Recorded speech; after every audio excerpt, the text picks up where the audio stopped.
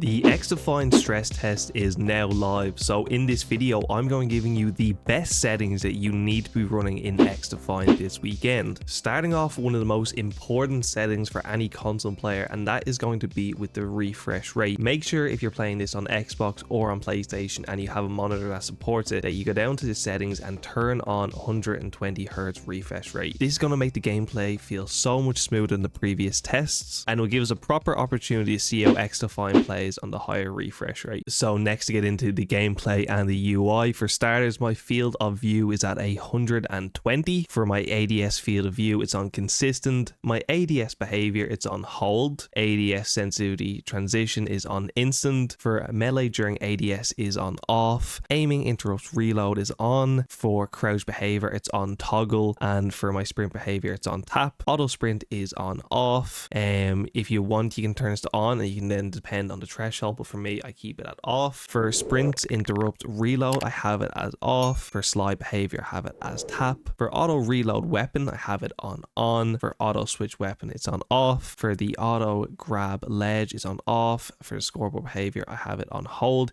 You can put it on toggle if something small, it's up to yourself. A big one here, and this is something that a lot of people made mistakes with, especially myself during the last beta, and that is to do with your HUD limits. So here are the ones I'm using for at the moment. So I'm playing on a 1080p monitor, and this is the HUD settings I'm using. So for the horizontal, I have it on 70, and for the vertical, I have it on 75. Down here at the bottom is personal preference. Myself, I have damage numbers off, enemy health bar on, map rotation off, distance in meters, ping display off, and team composition overlay on off. Next up is the most important, and that's to do with the controller settings. During this beta now, they've actually given us more options to swap our settings. I know a lot of people are going with brawler.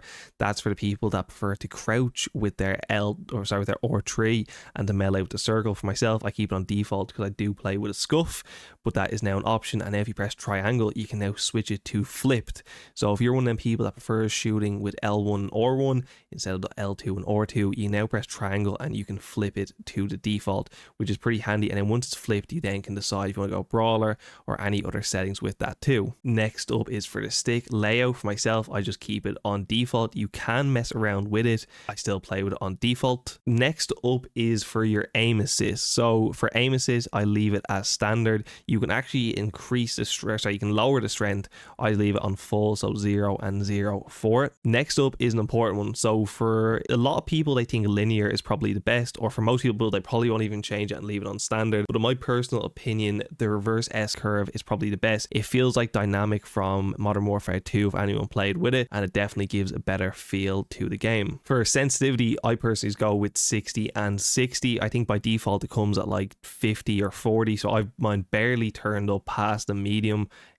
Personally, I don't like to play in a super high sensitivity, but obviously you can chop and change it for yourself. For the controller aim look sensitivity factor and for the scope look factor, I have both of them set on default at 1. You do not need to change these. I've seen a few people lowering them, but my personal preference, I prefer to leave both of them on the default. For dead zone, that's completely up to yourself on how it feels. I think on default it comes at 10, but usually I just lower it to 5 or 4. But it's really up to yourselves on what you want to do with it. Next then is for your acceleration speed multiplier. So with this one, it's also personal preference. You can leave it on default as 1, but I've seen a lot of the pro players are running either with it at a 2 or on the 0. I haven't actually tried it on the 0, but I do think a 2 feels better than the 1. So if you haven't tried it, maybe try put it on 2. If it still doesn't feel right for you, you can lower it to 0. For invert, keep them both off. And then for lastly, I'm turning my controller vibration off. This is not going to help you. I think something about it in the game, especially if your son has a scuff or anything else like that, just turn it off. It's going to make you improve over time. It'll feel weird at the beginning, but trust me, over time it feels so much better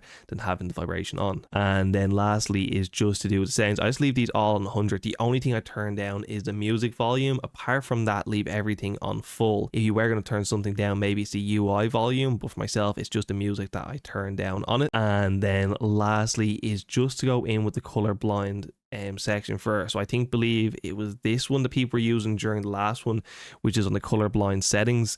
I don't even know how you pronounce this, but this is a setting that a lot of people are using. It's for the blue and the yellow. I'll leave mine just as a standard because I have no problem with seeing it. But you can also lower and higher some of the stuff here, like the flashbang effect, also text menu contrast and the menu narration. Apart from that, then you also have your chats here. You can mess around with these as you see fit, but for the most part I just leave these as default. So then just a quick recap for anyone that's still here. So if you haven't changed your console settings, make sure you're playing on 120 hertz. For controller settings, make sure that you turn your accelerator to 0 or 2, change your aim response curve to reverse S curve, and then lastly for your button layout, if you prefer to play with R1 L1 to shoot, just go into it, press triangle, and it will flip it for you. If you did enjoy this video, be sure to subscribe to the channel. Check out our Discord, which is linked down below.